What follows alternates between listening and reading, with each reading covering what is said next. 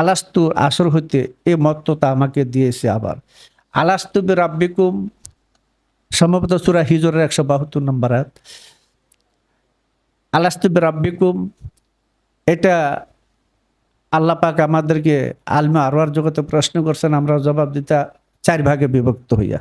4 ভাগে বিভক্ত হয়ে প্রথম যিনি জবাব দিয়েছেন তিনি দিলে মুখে এক করে জবাব দিয়েছেন, তিনি ওলিয়া উলিয়া নবী রাসূল।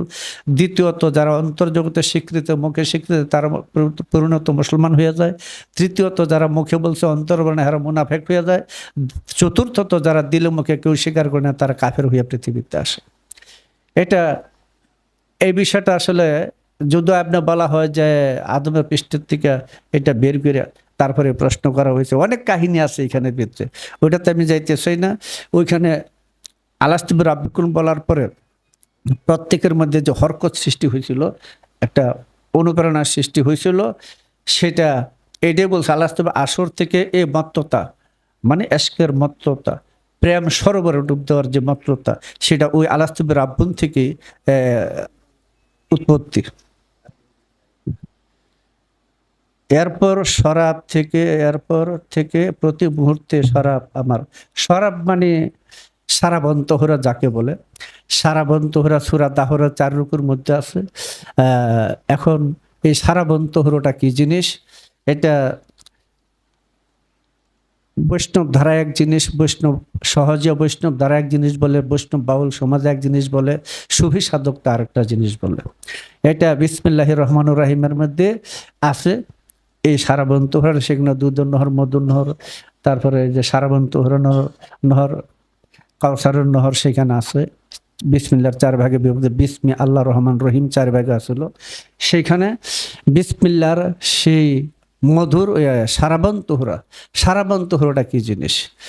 এই সারাবন্তহরা সম্পর্কে আমাদের দেশে একটা বই লেখা আছে, বিশ্ববিখ্যাত রুবায়াত উমর খৈয়ামের যেমন রুবায়াত আছে, বাংলার মুসলিম উদ্দিনকেও রুবায়াত উমর খৈয়াম বলা হয়। তিনি 1965 সালে লক্ষ্মীবাজার থেকে ওই কিতাবটা প্রকাশ করলে, তার নাম সারাবন্তহরা।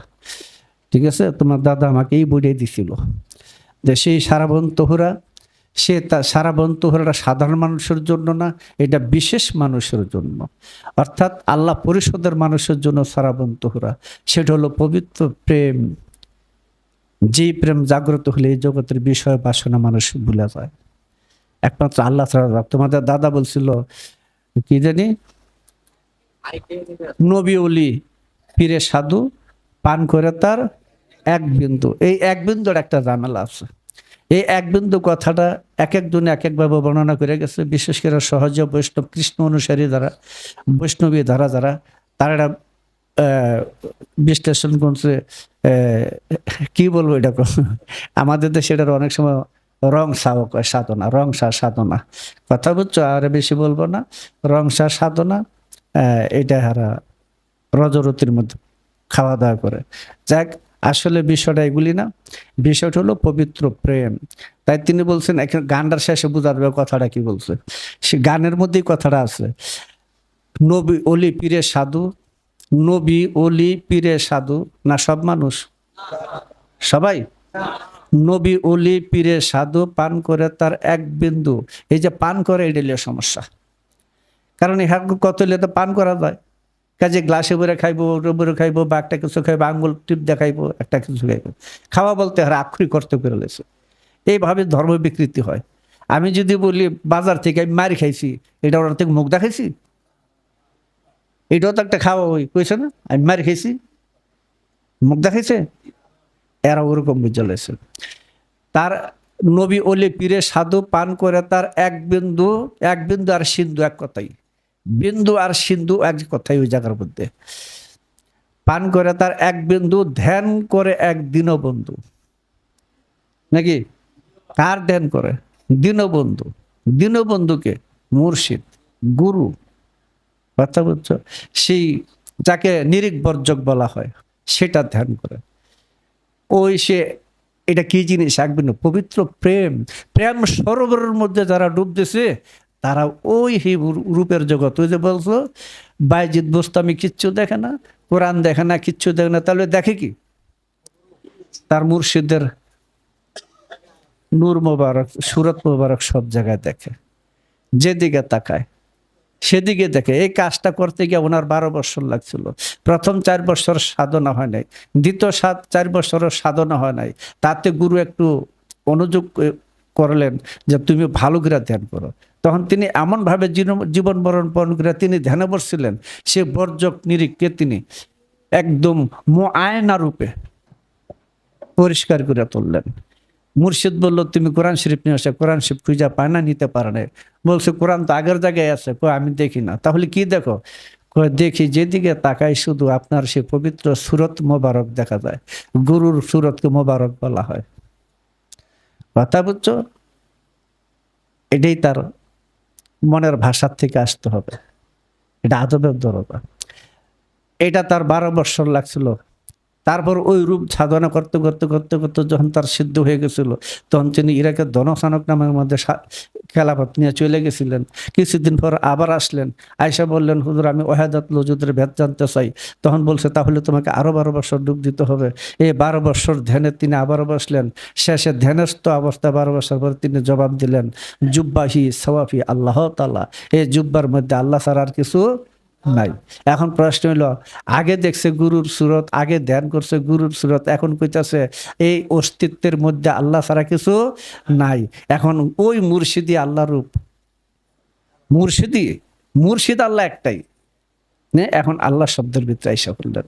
এখন এই অস্তিত্বের মধ্যে গুরু ছাড়া কেউ নাই, আল্লাহ ছাড়া কেউ নেই। যেই ডাকো একটাই, আলাদা করবা বাতিল। কথা বলছো? কাজে নবী অলি পীরে সাধু পান করে তার এক বিন্দু সিন্ধু এক জিনিসই। কথা বলছে এই জিনিসে একটা মোমবাতির থেকে যদি 1,00,000 মোমবাতি জ্বালানো হয়, আগেরটা কতটুকু কমবো? কতটুকু কমবো? সিন্ধু বিন্দু এস্কের জগতে এক জিনিসই। কথা বলছে এক বিন্দু আগুন দিয়ে পৃথিবী ঘুরে দেওয়া যায়। আর এইটাই বলছে যে পান করে তার এক বিন্দু, ধ্যান করে এক দীনবন্ধু, কাটায় এক না সাথে জনম ভরা, আয় খেয়ে নে বেহেশতে সেই সারা বন্ধুরা। এটি হলো পবিত্র প্রেম, এটাই সুফিবাদ। যারা কিছু খাইয়া দেয়া কইতে চায় সুফিবাদ, ওটা সুফিবাদ না, হাজাইরা বাজে ফেসাল। সুফিবাদ জিনিসটা আলাদা। সুফিবাদ একক দেহে, বৈষ্ণববাদ দ্বৈত দেহে। কথা বুঝো? সুফিবাদ হলে একক দেহে, বৈষ্ণববাদ দ্বৈত দেখে। এই জন্য বৈষ্ণবীদের একটা বইও আছে, বৈষ্ণবদের একটা বই আছে, নাম কি? জ্ঞান মঞ্জুরি। জ্ঞান মঞ্জুরি বৈষ্ণবদের ভাষা। হ্যাঁ, যেখানে অনেক কিছুই লেখা আছে, কর্মজগতের লেখা আছে, প্রাণময় বনময় বিজ্ঞানময় আনন্দময় ইত্যাদি লেখা আছে। সেখানে লেখা আছে ঘৃণা লজ্জা ভয়, হ্যাঁ, জাতিবিদ্যা মহাত্রূপ যৌবন অষ্টপাশ, এটা মনের থেকে কাটতে হবে। ভালো কথা আছে, অনেক জায়গায় ভালো কথা আছে, কিন্তু ওদের যে সাধনাটা হলো বস্তুগত, ওদের সাধনাটা হলো বস্তুগত। আর সুফিদের সাধনাটা হলো আত্মগত, আধ্যাত্মিক জগৎ। বুঝছো? তবে শুরুতে এটা আধ্যাত্মিক জগতে এটা তো ছিল, কিন্তু পরিবর্তে দ্বৈতবাদ হয়ে গেছে। কবি আলাউল যখন ছিল তখন এটা স্লোগান ছিল নারী হিজড়া পুরুষ খোঁজা, তাতে হবে কর্তা বোঝা। এখন নারী ও হিজড়া হয় না, পুরুষ আর খোঁজা হয় না, মহাবিপদ হয়ে গেছে। কথা বোঝো না? ছিল ওইখান থেকে সবাইকে তাদের ভক্তরা ওনাকে জয় কর্তা বইলা ডাকতো, জয় কর্তা বইলা ডাকতো। ওই যে কর্তা ভজা সাধনা, প্রেম ভজা সাধনা। কথা বলছো? সেই কর্তা ভজা সাধনা, নারী হিজড়া পুরুষ খোঁজা, তাতে হবে কর্তা ভজা, গুরু ভজন হবে। তাই বলতো জয় কর্তা। ওইখান থেকে ইদানিং অনেকে বার করে আনছে জয় গুরু। বুঝছো না? ওটার রূপান্তর একটা নাম। দেখ, এখানে সারাবন প্রতি মুহূর্তে শরাব আমার সাথে পুরোপুরি লেগেই আছে। মানে সে প্রেম সরবরাহ ভিতরে সে ফানা হয়ে গেছে, ডুব দিয়ে রাখছে। বিষয়টা হলো এরকম।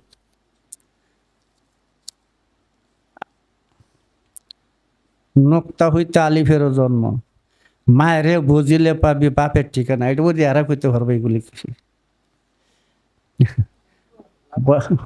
বয়াতিরা কইতে পারবো। নোক্তা, নোক্তা কি? নোক্তা হু, নোক্তা হু, নোক্তা হু, নোক্তা হু, নোক্তা হু, 5টা।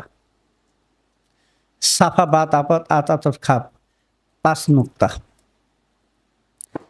নোক্তা হইতে আলিফ অস্তিত্ব সৃষ্টি, অসংখ্য নোক্তার সমষ্টি আলিফ, 5টার 5-এর মধ্যে আছে, সেটা আলিফের জন্ম। সেই নোক্তার ইতিহাস আমাদের দেশে যে বাইরে নেছে একটা ইয়া দিয়ে রাখছে না, ফোঁটা দিয়ে রাখছে, হ্যাঁ, ফোঁটাটা নোক্তা না, এটা প্রতীক। যেমন এটা অনেকে জানে, লেখা রাখছি, কোরআনের সারাংশ সূরা ফাতিহা, ফাতিহার সারাংশ হলো বিসমিল্লাহির রহমানির রহিম, বিসমিল্লাহির রহমানির রহিম সারাংশ হলো বিসমিল্লাহ, বিসমিল্লাহর সারাংশ হলো বা হরফ, বা হরফের সারাংশ হলো কি নোক্তা। আর মাওলা আলী বলছেন আনা নোক্তা তো তাহতালবা, বলছেন আমি বা হরফের নিচের নোক্তা। আর রাসূল বলছেন, এটা খাজা বাবা নিজের ভাষায় প্রকাশ করছেন, রাসূল বলছেন, খাজা বাবা নিজের ভাষায় এটা বলছেন,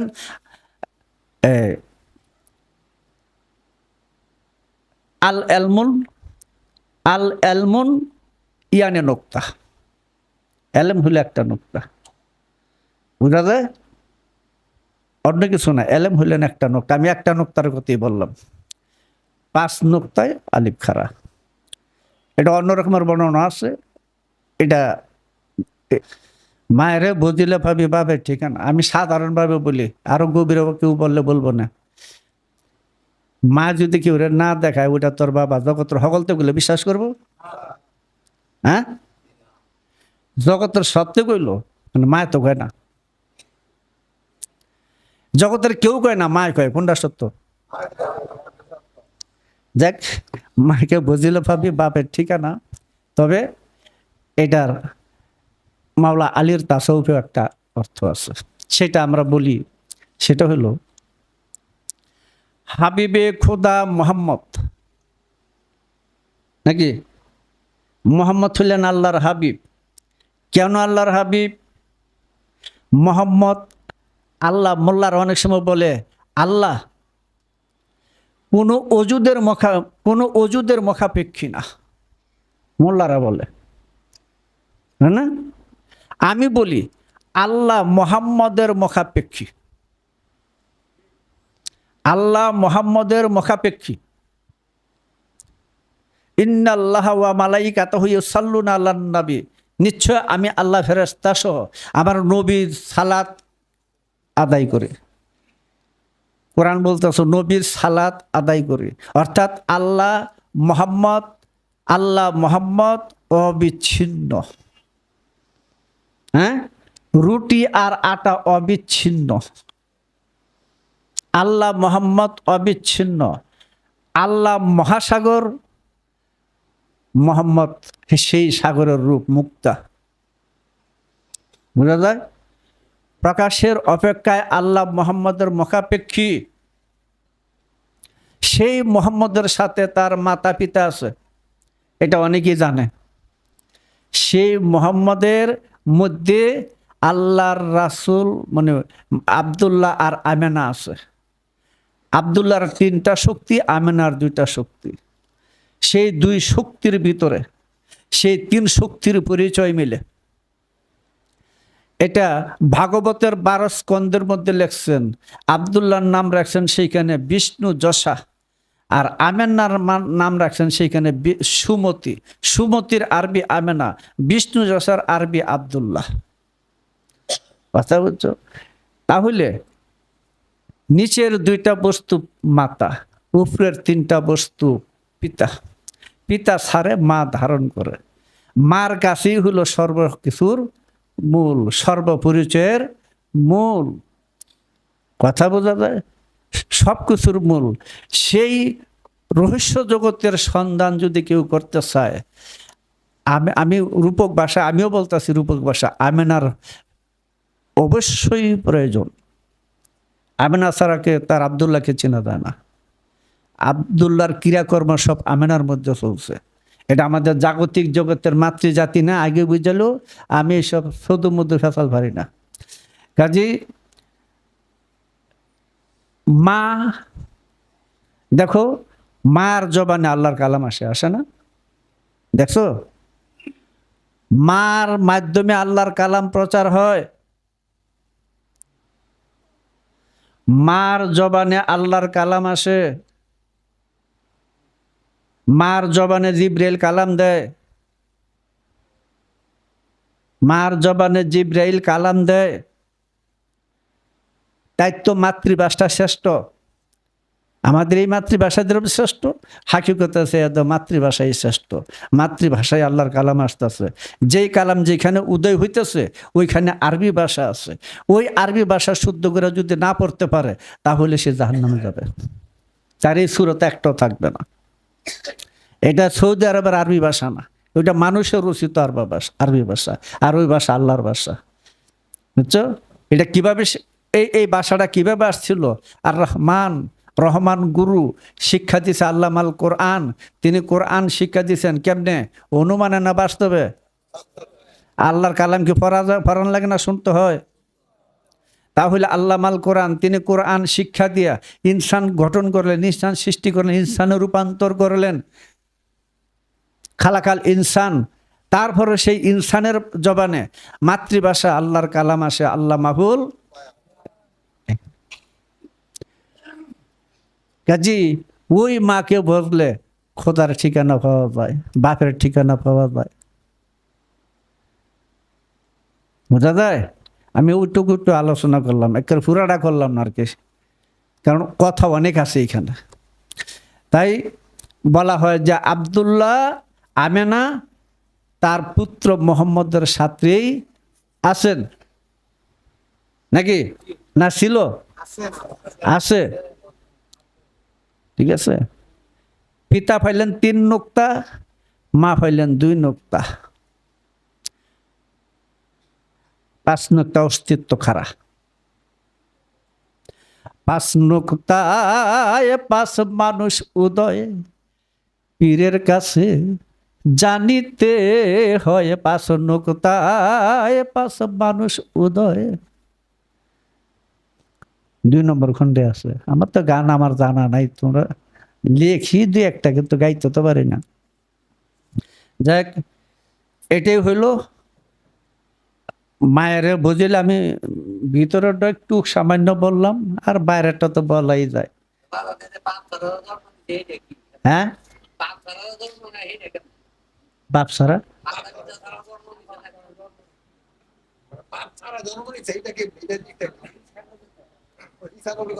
জারস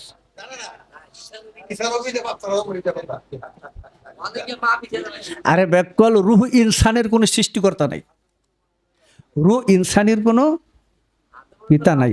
রুহ ইনসানি জগৎ পিতা, রুহ ইনসানি জগৎ পিতা, তার আবার পিতা থাকবে কে? কথাটা বুঝছো?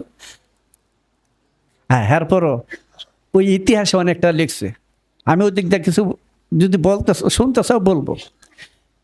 সেটা হলো আদম যখন হাসি দিছিল তখন তার নাক দিয়ে একটা বিজল বাড়িছিল, সেটা বেহেশতের ফুলের মধ্যে রেখে দিয়েছিল। জিবরাইল যখন মরিয়মের কাছে গেছিল, সেই ফুলের গ্রান দিছে, সেই ফুলের গ্রান টান দিছে, পরে তার ঔরসের মধ্যে ঈসা চলে গেছে। অর্থাৎ বোঝা যায় আদম হলো ঈসার পিতা। 2 ঠেঙ্গে আদমও না, আবার 2 ঠেঙ্গে আদমের বাইরেও না। কথার রহস্য রয়ে গেছে। আমি অন্য দিক দিয়ে বললাম, কথা বুঝছো? কতগুলি বলছি। ঈসাটা কি? ঈসাটা কে? ঈসা নবী কি? ঈসার নাম কি? ঈসা, ঈসা সব নবী, কেউ কালিমুল্লাহ, কে জবিউল্লাহ। ঈসা হইলেন রুহুল্লাহ। অর্থ কি? আল্লাহর রূহ। রুহুল্লাহ আল্লাহর রূহ। আল্লাহর রূহ কে? আল্লাহর রূহ কে? রুহে ইনসান। রুহে ইনসান, রুহে ইনসানের কোনো জন্মদাতা নাই। এটা আল্লাহর সৃষ্টির ভিতরেও না, সৃষ্টির বাহিরে, চতুর্থ দ্বারার ভিতরে। এটা তৃতীয় দ্বারার ভিতরে নাই, এটা চতুর্থ দ্বারার ভিতরে। এটা মুক্ত জগৎ, জান্নাতি জগৎ, নফসে মুতমাইন্নার জগৎ। এটা মাওলা আলী বেলায়েতের নূরের জগতে। মাওলা আলীর এক নাম হলো ঈসা। ঈসা আর আমাদের নবীর মাঝখানে কোনো নবী নাই। আলী আর আমার নবীর পরে কোনো কেউ নাই। এর ভিতরে কোনো শরীরে মোল্লারা যত ফেসালি ফারুক, আলী আর নবীর মাঝখানে কেউ নাই। আলিফ আর বা হরফের মাঝখানে কেউ নাই, কোনো হরফ নাই। কথা বুঝছো? পিতর ওটি বলতে গেলে নিজের বসবে, আমি বলে দিব। আর একটা কথা কই, বাপ সারা যখন করছে, এখানে একটা কথা আছে। কোরআনে ঘোষণা দিচ্ছে প্রত্যেকটা শিশু মুসলমান হয়ে জন্মগ্রহণ করে না? হিন্দু হোক, বৌদ্ধ, খ্রিস্টান, ইহুদি, নাসারার জন্য স্বার্থ, যেখানে জন্মগ্রহণ করুক সে মুসলমান। আবার এইটুকুও বলছে বড় হইয়া যার যার মাতা পিতার ধর্ম গ্রহণ করে। তাহলে এই যে শিশুটা জন্ম নেওয়ার পরে তাকে মুসলমান বলছে, আমি যদি অমুসলমান কই, কোরআনের পক্ষে না বিরুদ্ধে? আমি যদি ওরা জারজ কই, কোরআনের পক্ষে না বিরুদ্ধে? হ্যাঁ, কথাটা বুঝো। প্রত্যেকটা শিশু মুসলমান। আমি কাফের বলতে পারবো, জারজ বলতে পারবো, আমি অমুসলমান বলতে পারবো? কোরআন তো মুসলমান বলছে, কুল্লু মাওলাদু ইউলাদু আলাল ফিতরাত, প্রত্যেকটা শিশু উত্তম স্বভাব নিয়ে জন্মগ্রহণ করে, বলছে না? বেশ ভালো। প্রত্যেকটা শিশু উত্তম স্বভাব নিয়ে জন্মগ্রহণ করে, উত্তম স্বভাবটাই ইসলাম। আল ইসলাম উদ্দিনুল ফিতরাত বলা হয়েছে। প্রত্যেকটা শিশু উত্তম স্বভাব নিয়ে জন্মগ্রহণ করে, উত্তম স্বভাবটার নাম হলো কোরআনে নফসে মুতমাইন্না। নফসে মুতমাইন্নার অধিকার মানুষটি হলো মুসলমান। বুঝা গেছে? এবার একটা প্রশ্ন করি,